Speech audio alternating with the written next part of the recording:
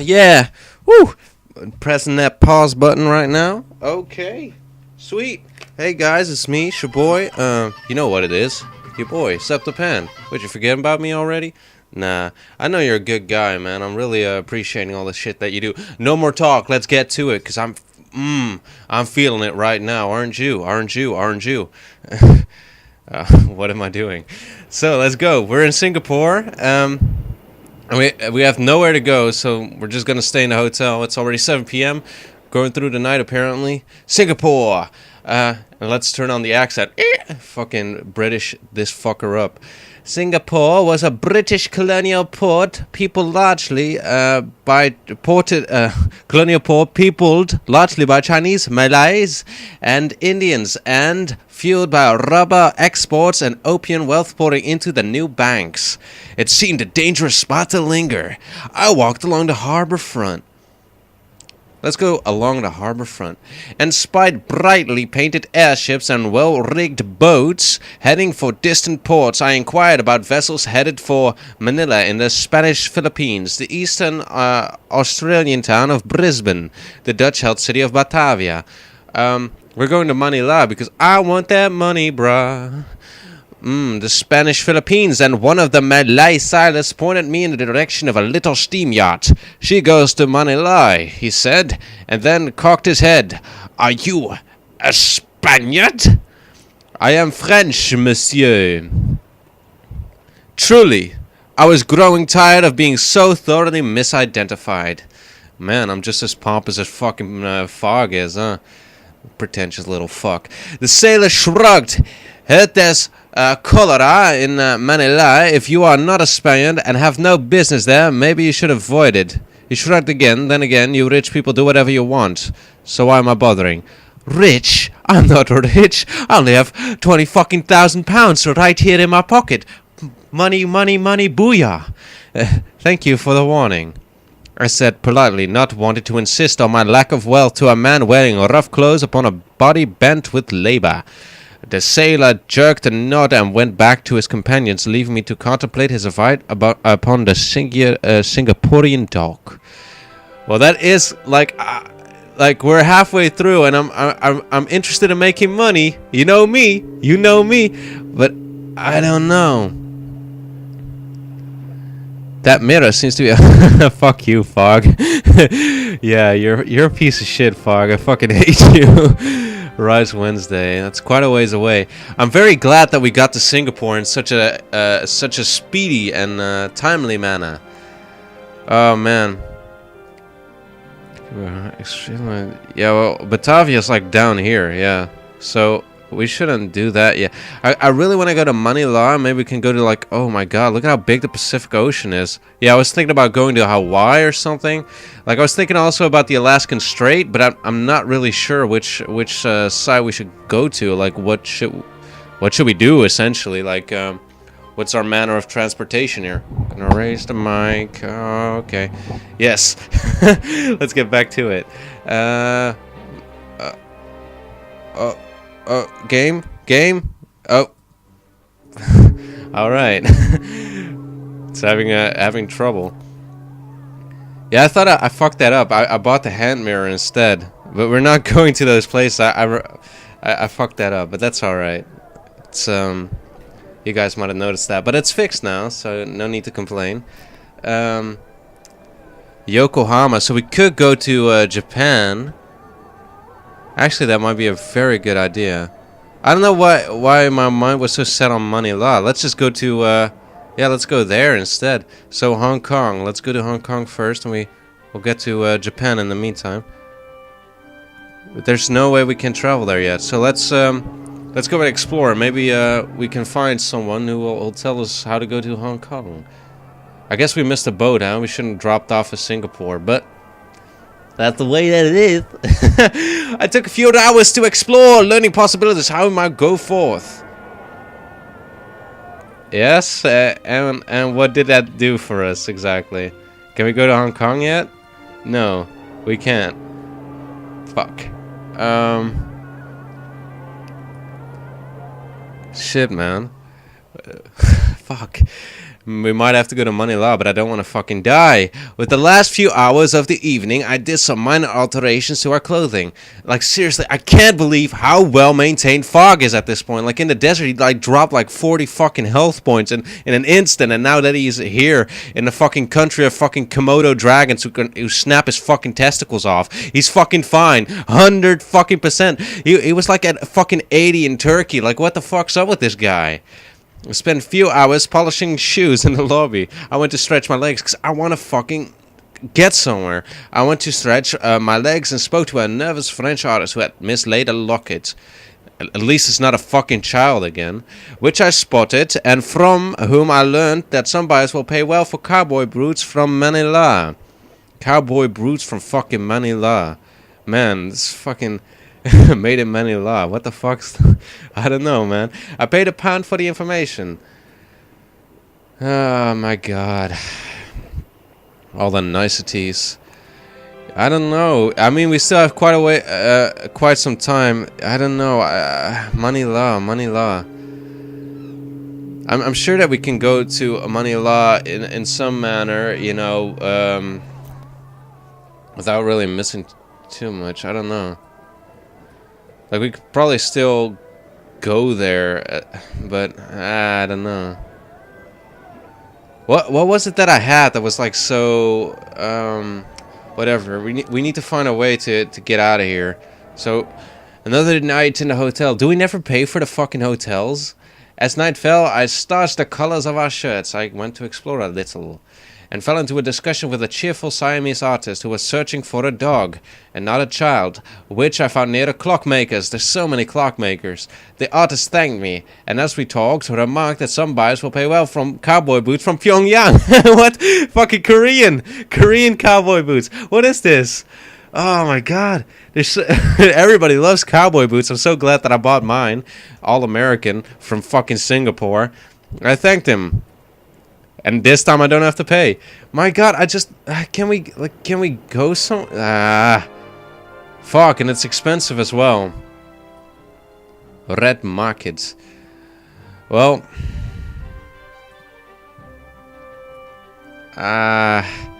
Manila.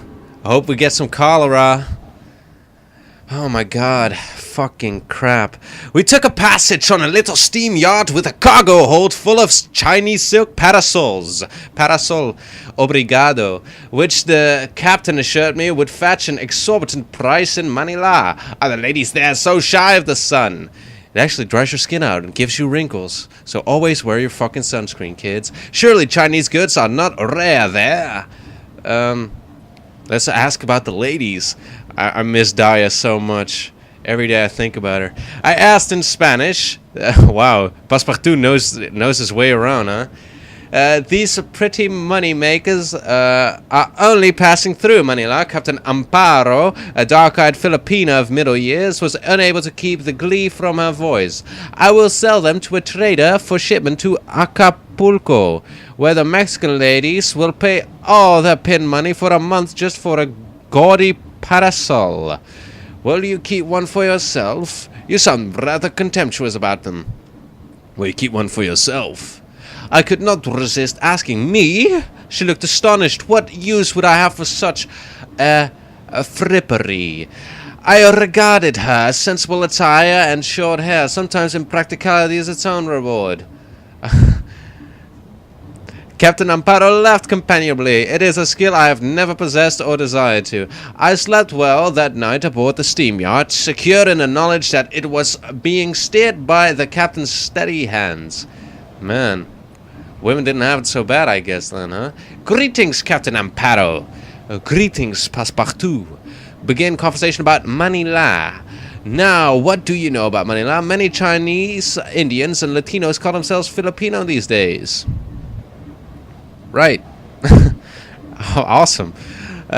Is there a route from Manila to Hong Kong? Absolutely. You can get to Hong Kong from Manila by a chartered airship. Right. Yadanabon. Is it possible? Oh, what? Come on, Amparo. Motherfucker. The seas around this area are they're very pretty. They're quite pristine. They have like these weird rock formations, like little islands that are like jutting out rocks, like super jagged. It's really cool. Probably not as cool if you're a sailor and you're trying to get some fucking money out of it, but out of the trip. We had some ill winds in the morning, but Captain Amparo kept the crew calm and focused, shouting orders at them in a language I did not know. Tagalog, perhaps. Okay, that's possible. All the way from fucking southern India, then? Perhaps, as it was widely spoken in the Philippines. Cool. We were merely bobbed about a little. I felt quite shaken about and storm-tossed. Wow. We were merely bobbed about a little until the weather settled, but the worst injury was some seawater clogging in my shoes. We will not be delayed, Captain Amparo assured me. Perhaps mistakes the cause of my obvious melancholy. My master will be pleased. Oh no, it is my shoes I am on. Whatever. My master will be pleased, I said, though I could not help cast another mournful look at my ruined shoes. The captain caught the direction of my gaze and looked confounded. My God, you are an utter dandy. Do you really care so much for appearances? A gentleman is always presentable. Fashion is a serious matter, Captain. No, I suppose not. A gentleman is always presentable, I sniffed. I do not care for fashion's sake. Okay. Wow. My. At Waterloo, Napoleon did surrender. Oh, yes. Captain Amparo had taken to regarding me as though I were the oddest creature to ever take passage aboard her vessel, and she still looked thunderstruck when we reached our destination. Dun, dun, dun, dun. Good luck in Manila, she said, tossing one of the parasols into my outstretched hands. They will hardly know what to make of you. Wow, what a cunt. The Chinese silk parasol should fetch a good price in Apakukapulukutuku. Yeah, sure it will. Panama hat. Warm climate. Part of rest and recuperation. These are all actually really interesting. Guess we could do the hat or something. I mean, San Pedro, a completed physical restorative set should protect us against strenuous conditions, and that's exactly what I want because I don't want you to die, Fogg. Cheyenne. Sunny smiles. Oh, talking about that, Fallout 4, man. Been playing it. You've probably been seeing videos if I've been able to record videos, right? I'm not recording this in advance. Oh no, what did it? No, I shouldn't. I actually don't need to go to the... No. Whatever. Let's go explore in Manila.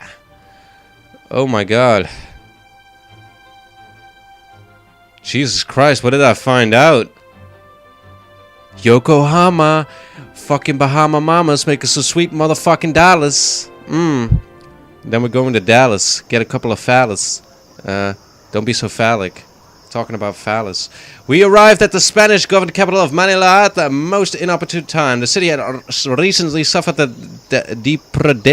depredations of a major typhoon. Oh man, that sucks. And the efforts at rebuilding had been stalled by an outbreak of the dreaded cholera morbus. It originated with sailors, as diseases usually do. Images of Saint-Roch. It originated with sailors of the steamer Ielos from the nearby town of Zamboanga.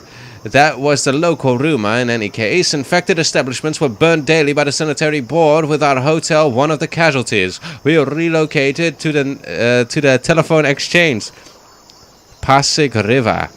Telephone exchange, I guess. Taking the mechanical horse-pulled tram.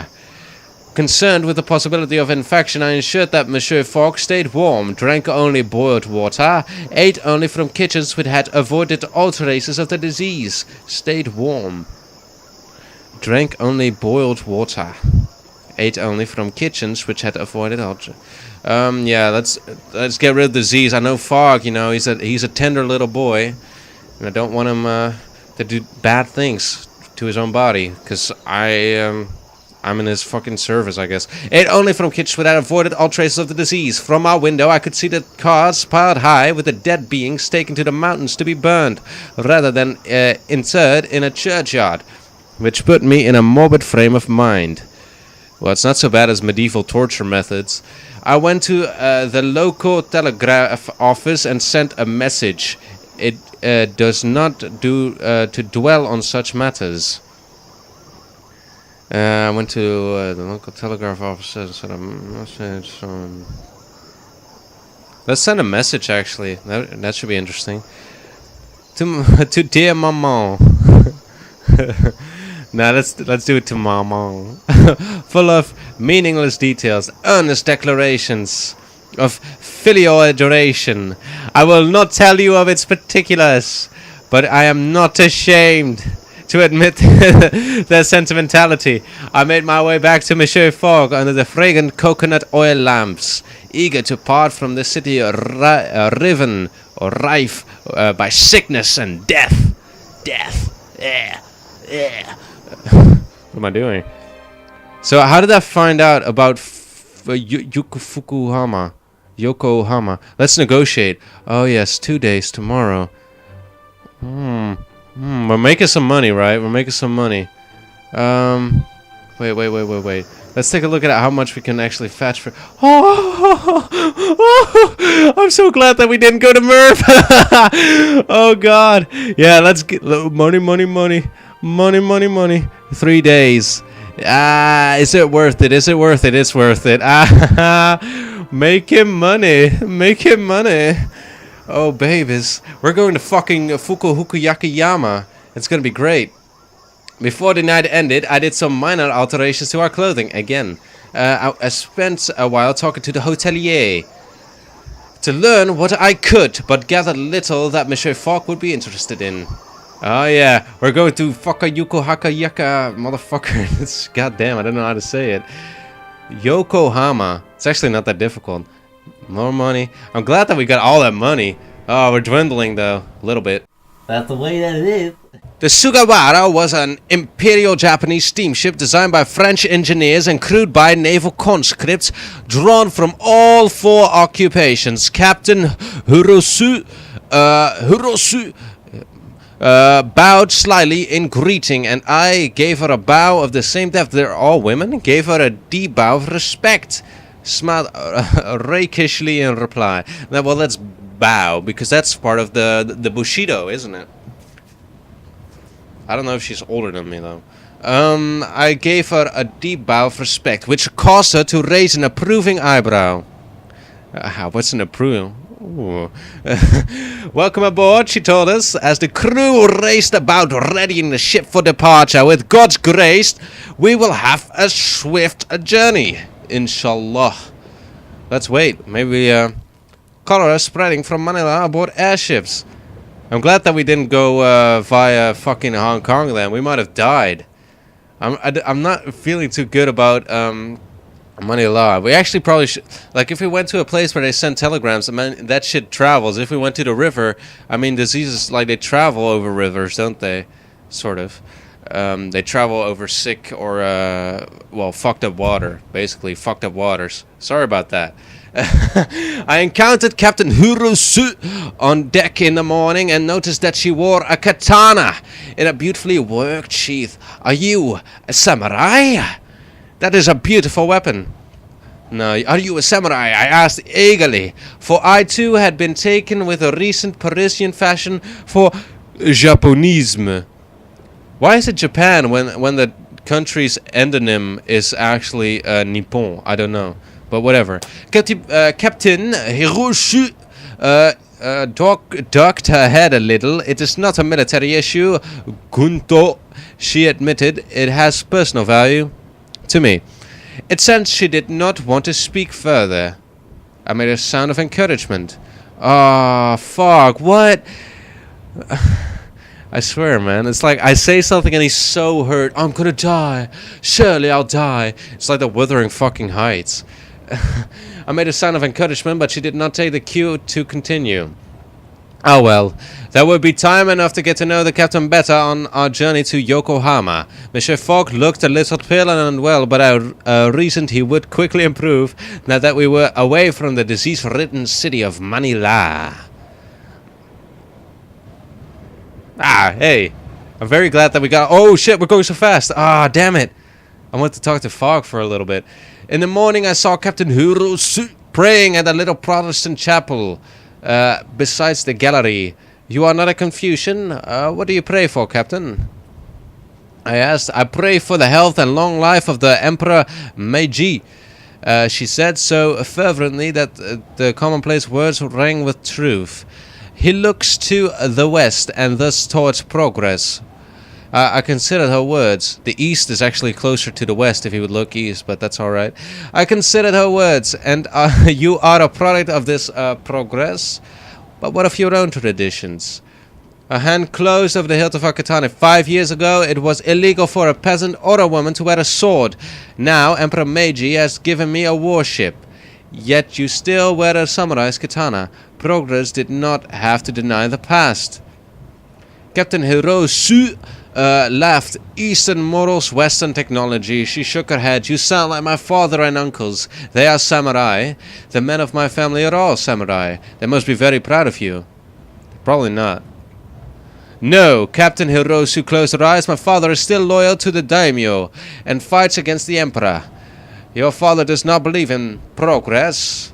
Well, progress is not really a really good historical trajectory. There's, well, whatever. Meta-narratives, meta-history. Bullshit.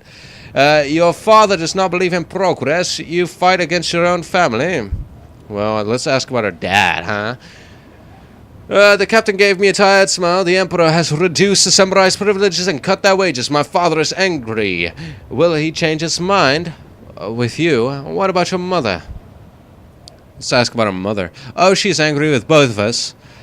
And little wonder, the captain's eyes lit with a rueful laughter. Still, she rather likes the Sugawara. And an officer came to fetch Captain Hirosu away for some pressing duty, and I was left with my whirling thoughts. Consumption. Seeing that we just came from a place where they had cholera, I don't feel so bad. Converse, yes, quickly. Greetings, Captain Hirosu. I have a moment for you. Begin a conversation. Let's ask about Yokohama. My childhood sweetheart used to work aboard the Water Lily from Yokohama to San Francisco. Oh, yeah, that's great. Yokohama to Kabul. That's the wrong way. Let's go to San Francisco. Make some money. What more can you tell me about San Francisco? Incredible. You do not understand what I mean. Las Vegas. That's interesting. Let's go to Las Vegas. Is it possible to travel from San Francisco to Las Vegas? Goodness, but is that the time? This woman is insane.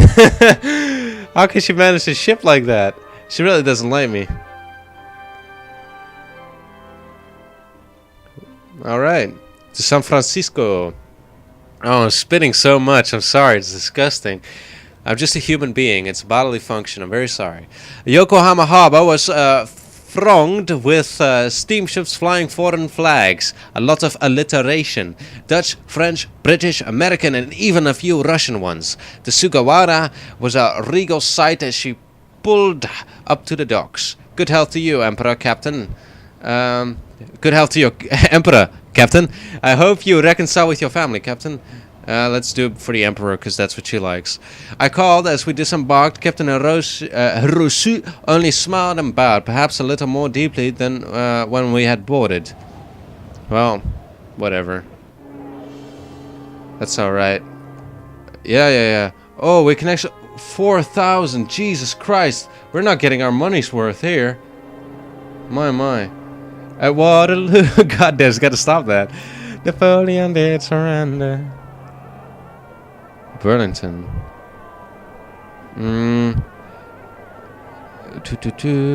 Okay. Get this. Okay. Get this. We don't need that, really. Superb haggling. Let's go to San Francisco right away. Departing, really quickly, so I'm glad that we did that. Every day counts. I spend a lot of time in the Middle East, more than I wish I had. So, but we're actually getting like super far on the map right now.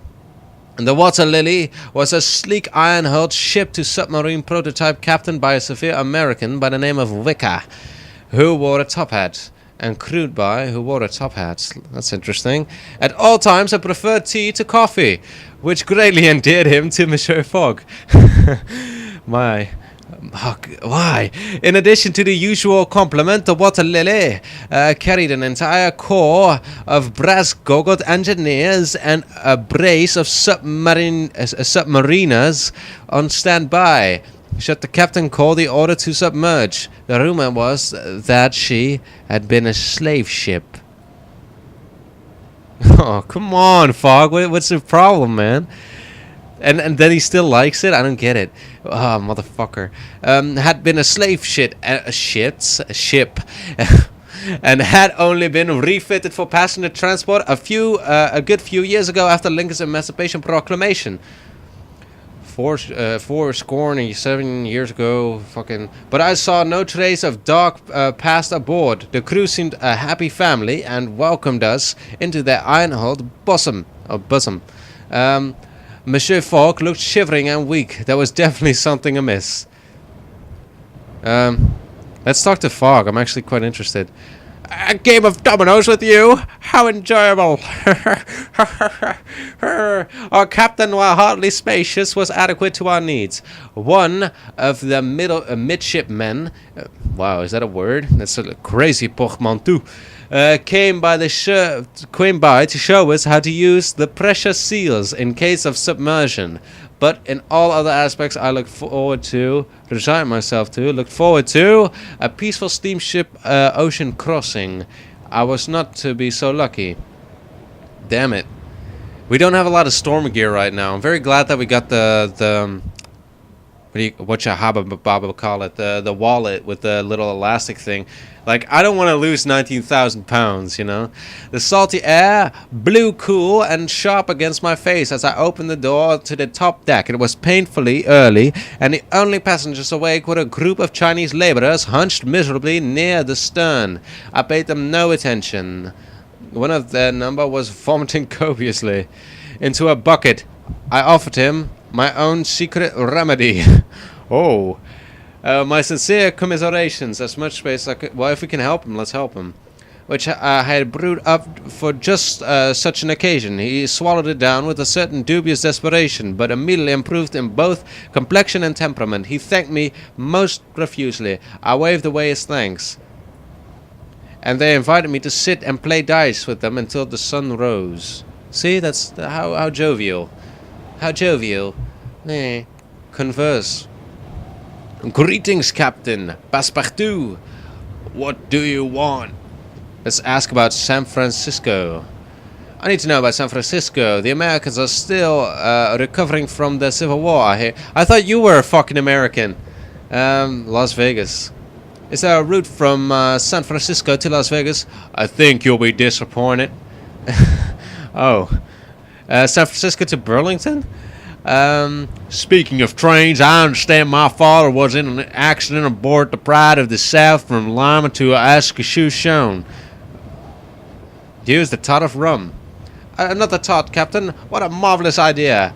San Francisco or Burlington, I don't know. Ascension. That's gotta be like Ascension or something, like some really Christian shit.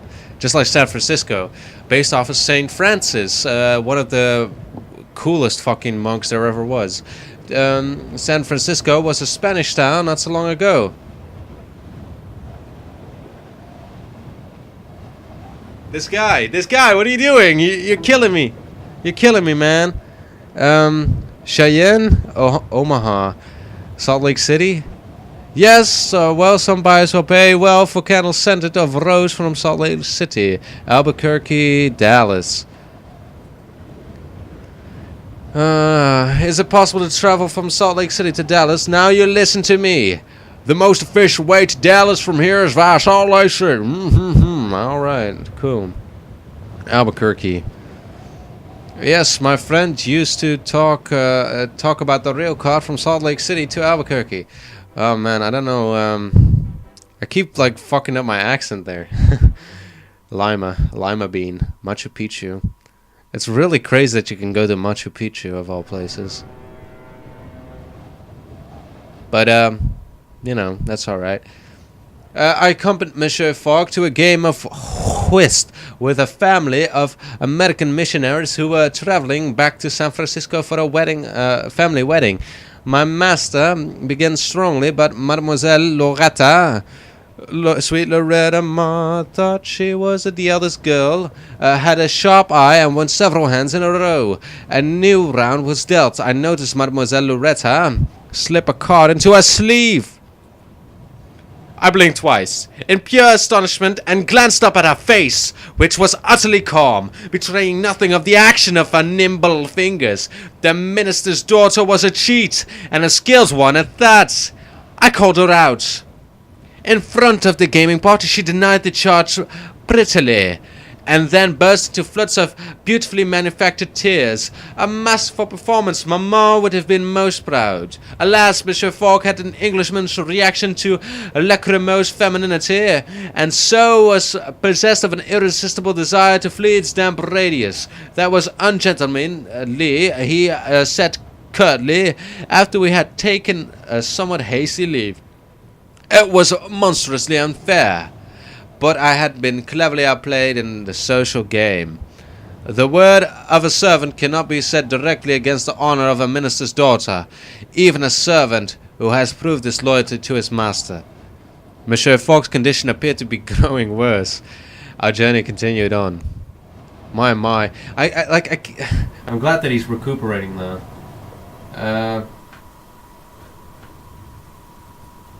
One second. I think my mouse just fucked up. Shit. 1 second. Alright. I don't know what just happened. My fucking USB ports just got messed up or something. I have them like in this separate little, USB hub. I don't know, it just fucked up. Sorry about that. I hope everything's alright. You'll probably notice if it's not. I spent a day in the company of the water lily submariners. They were all hardy men and women who preferred the dim and close spaces of the hold to the top deck. And what else? Too much sky, one of them said, squinting suspiciously. Her crewmate nodded. All that fresh air. They shuddered collectively, ooh, and suggested a bracing race to the boiler room. They're like dwarves from fucking Dragon Age. I impressed them. I tried to keep up. I offered an alternative. Having no great desire to sprint through the ill-lit, echoing ship's corridors, their commander, a short Japanese-American woman, gave me a look of scorn. What do you suggest? I demanded a drinking test of acrobatic skill. Though the submarines were all fit as horses, they had never attempted, for instance, to form a pyramid or walk the length of a corridor on their hands. They competed with me gamely, but admitted themselves outclassed. Commander Davis even applauded. It's Izumi to my friends, she said, clapping me heavily on the shoulder as I took my leave. You're not so bad. Okay, that's really weird. What the fuck? What's on the news? How do we get fucking newspapers? Police hunt. Caught shop known as the Reverend's daughter lesson in Yokohama. Oh my. Known cheat around the world. I was climbing the rigging. I was climbing the rigging entirely innocently, as exercise, of course, and not at all for the purposes of spying on the crew to appease my own rapacious curiosity. When I heard two of the crewmen arguing in pidgin mix of English and Japanese, I peered upwards. I closed my eyes and listened. I listened to their voices. Only a few words were audible over the howling of the wind. Shrine, heathen, worship. Before a sudden scream rent the air. One of the sailors was falling, sorry, my mouse is in front of it, from the platform's edge. I was unable to look away. I closed my eyes. I closed my eyes while my eyes were closed. but the sound of his body hitting the deck was much worse than any bloody sight. I looked up and managed to catch sight of the fallen sailor's companion, his face still and pallid. Was that guilt in his eyes, or merely shock? He slipped away before the captain arrived, and I followed his example. I followed him. He retired to the crew quarters, and I began to hear the sound of desperate muttered prayers. Man, Fogg, like, how does Fogg know about all this crap? I feel most comfortable. The Water Lily's crew held a funeral for the dead sailor. I was not specifically invited, but felt a sense of responsibility. Was curious about the incident. The funeral was an excellent opportunity to learn more about the crew. Captain Wicker led the Christian service with customary grimness. I was surprised by the absence of the American minister. The sailor's companion. Yeah, that is a little freaky. Who had been arguing with him just before his fall. Yet he was not the only one missing from the funeral. Oddly, only half the crew had come to pay their respects. I went in search of the rest, asked my neighbor. Suppose that death at sea was commonplace. I went in search for the rest. Only to find them making an offering in front of the makeshift Shinto shrine in the crew quarters. The fellow from the night before, treat me like you did, was amongst them. The captain does not want us at his Christian ceremonies. He thinks nothing of our faith. One of the sailors told me bitterly we make our own offerings here instead. That's quite sad. We're going pretty far, getting near Hawaii, I see. Hawaii. Kawaii. Storm. Too exhausted to write a proper entry. Suffice to say, we are still afloat. As we settled down for the night, I was struck by an unrelated thought. Monsieur Fogg, the dateline.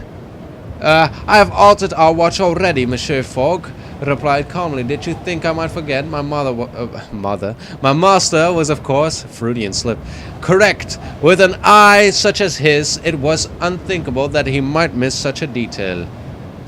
And Freud lived around this time, actually. Pretty funny. We had reached a point directly opposite Greenwich. Imagine what might have transpired had we forgotten. A less precise man than Monsieur Fogg might have finished on the 80th day and yet believed himself to have lost. Yeah. It's pretty, I don't know, there's not a lot of interesting things I could say about that, except that they celebrate, like, New Year's, like, earlier, like a couple kilometers away, like, in between islands and stuff, but whatever. That's not interesting at all, at least not to me. Yesterday's storm hit us with a little warning. One moment I was preparing Monsieur Fogg's shaving water, mending one of our shirts, adding a ribbon trim. Shaving water.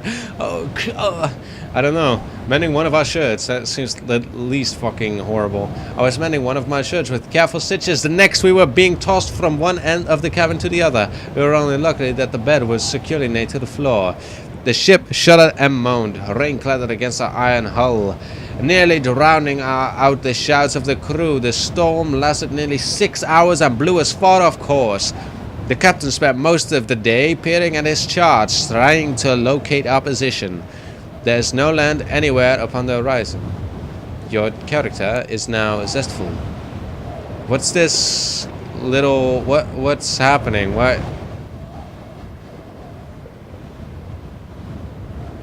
No, I want to go to San Francisco. What about my motherfucking money?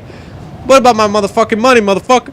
The captain announced a change of destination. The Water Lily would now make for nearby Hawaii rather than San Francisco. We would make port in Honolulu in 5 days and would have to find our own further convenience from there. Honolulu sounded wonderful to me.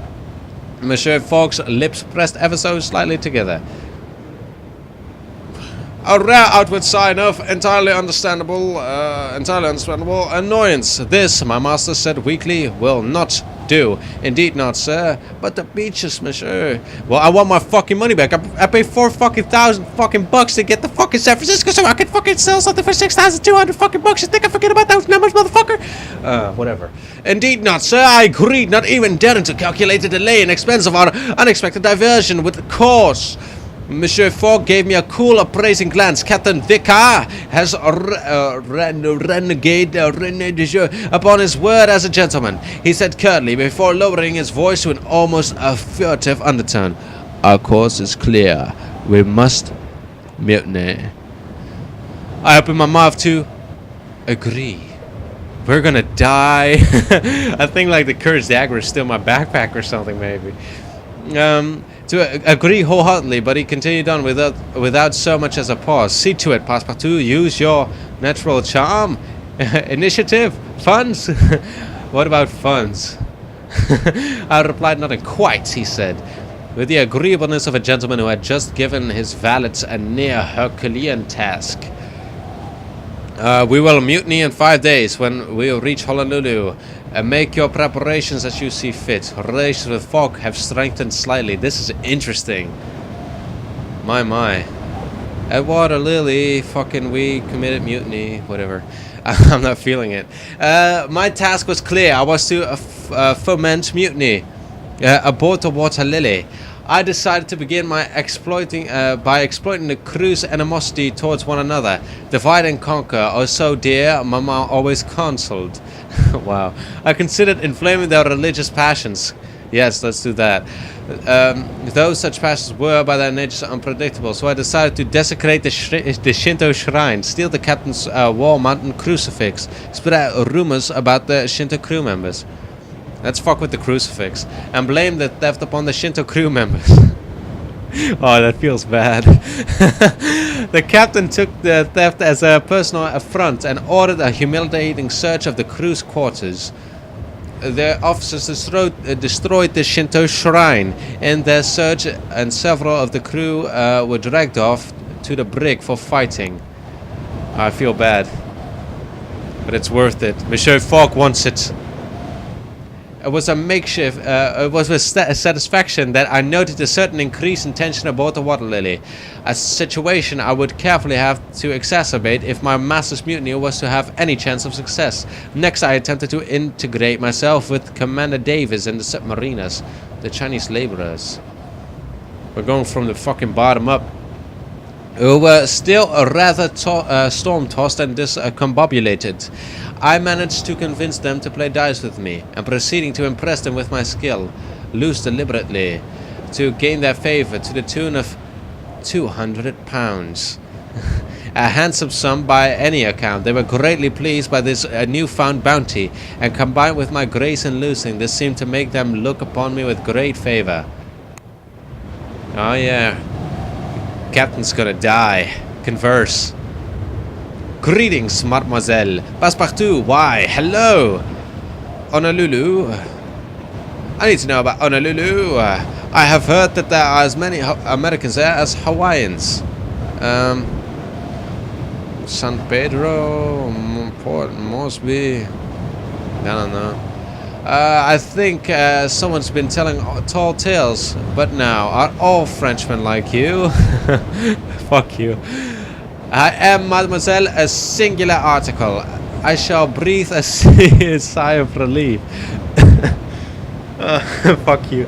I need to know about Honolulu. I've heard Honolulu is impossibly beautiful, a paradise. San Pedro. I think someone's been telling tall tales. Okay, I get it. Auckland. Monsieur, really? But some buyers will pay well for oilskins. Sue Westerners from Auckland. Goodbye. Oh my. I had attempted to suborn the obvious targets aboard the Water Lily, but wars were often won by the unexpected. With that in mind, I turned my attention upon the valets and batmen, the ship's artificer. The valets and batmen. To the ship's officers, being a gentleman's gentleman myself, I knew the value of a good servant. Conversely, I was also aware of the disruption a bad one could cause. I appealed to them with my considerable charisma and style, logic and reason, sense of duty. No, it's all about charisma and style here. Making an impassioned, prettily worked speech, I dare say I managed to sham a few crystalline tears at exactly the right moment. It was almost laughably easy to draw them into my cause. The captain and his officers were not, it must be said, popular amongst their servants. Which is rather obvious, in any case. Converse. Greetings, Reverend. Passepartout, good day to you. Honolulu. I've heard that there are as many Americans as Hawaiians there. My childhood sweetheart had a wonderful time aboard the airship Reina Cristina from Honolulu to Acapulco. But I don't want to fucking go there. Is it possible to go from Honolulu to Santiago? I'm sure. I have no idea, but you can buy high-grade iron ore in Santiago. You can sell for profit in Khartoum. But we're never going fucking back to Khartoum. Santiago. Tell me more about Santiago. I know that some buyers will pay for magnetic compasses from Santiago. Now, anyway, would you believe it? I introduced my daughter to cards to occupy her mind. Indeed. Monsieur, I think it may have worked. She is rather too occupied by them now, I fear. Jim Cleave, but Honolulu. I tend not to discuss such things. Whatever, I mean... Nah, whatever. Batavia.